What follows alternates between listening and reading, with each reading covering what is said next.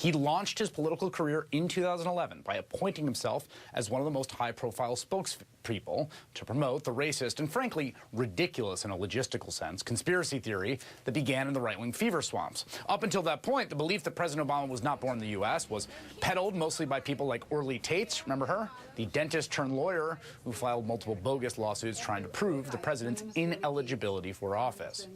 What Donald Trump did was bring birtherism beyond the right-wing fringe into the living rooms of middle America. Why doesn't he show his birth certificate? And you know what? I wish he would, because I think it's a terrible pall that's hanging over him. He should show his birth certificate. I want him to show his birth certificate. There's something on that birth certificate that he doesn't like. Oh, my God. Trump, who said he was mulling a White House bid at the time, made the rounds on TV, even claimed he sent private investigators to Hawaii. And as Trump himself admitted, there were political gains to be made in perfecting the pitch.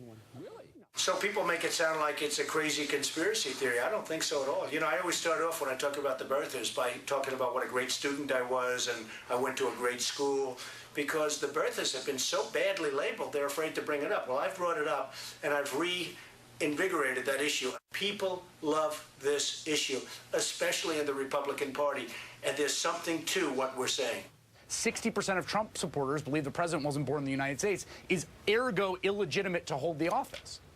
Listen, President Barack Obama does not need Mr. Trump to legitimize him. The fact that Mr. Trump did that for 5 whole years, the fact that some people still believe to this day that it is true that somehow the president might not be an American citizen just baffles my mind, and it really feeds into some of the underlying racism that still exists in this country, Chris, that is by and far even bigger than Mr. Trump, because Mr. Trump is one person. He is responsible as a leader for his rhetoric, but the fact that that poll that you just showed, that so many people still believe that there might be a chance that he wasn't born in this country, and furthermore, the impact that something like that has on the president's family. We heard the first lady, you know, her feelings, the feelings of the first children. There is something wrong in this country that is bigger than Mr. Trump, and dare I say, he beat out, 16 other Republicans in this country. He didn't put a sleeper move on folks. He won the primary, and here we are talking about this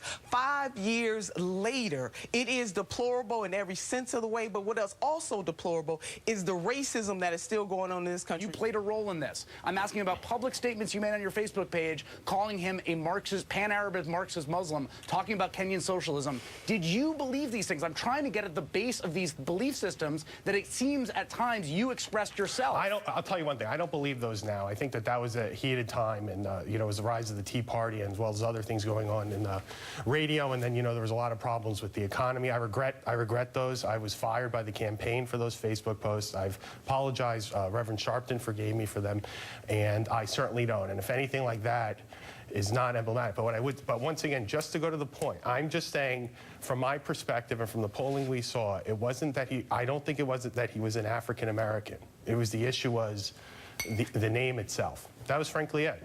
That's why we thought that it resonated. But do you understand? Yeah, Nina, go ahead. I'm not telling you whether... I'm just saying, we got a long way to go in this country. It is ridiculous, and even if he was a Muslim, that is allowed in America. You know, that kind of stuff also came up in 2008. This is still a very serious issue in this country. We do have to really do something about racism and discrimination in this country and own that.